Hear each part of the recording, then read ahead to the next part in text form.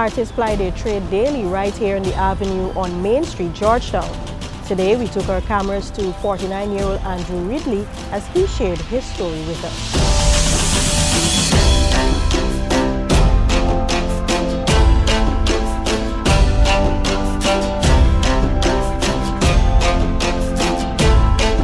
Andrew says his inspiration for the pieces he creates comes from nature, particularly fishes.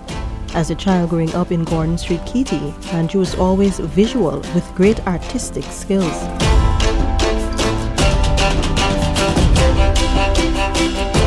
What taught me the dynamics, I said, was the fishes.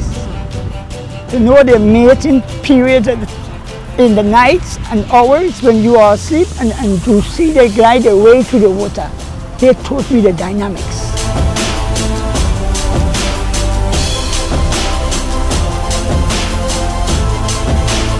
While his earnings are small, he wouldn't have it any other way.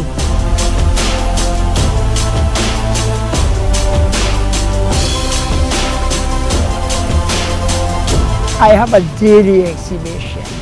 I'm proud of who I am.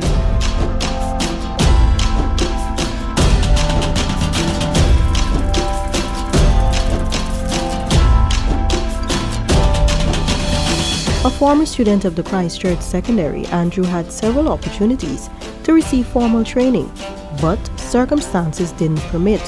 However, he learned a few tricks along the way from other artists to improve his skill. Andrew also has what he calls an obsession with beautifying his surroundings, as he has done in his present working space.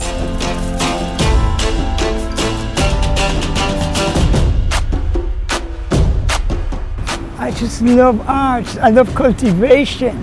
Art and cultivation. Yeah, I told you I enhanced the whole of here.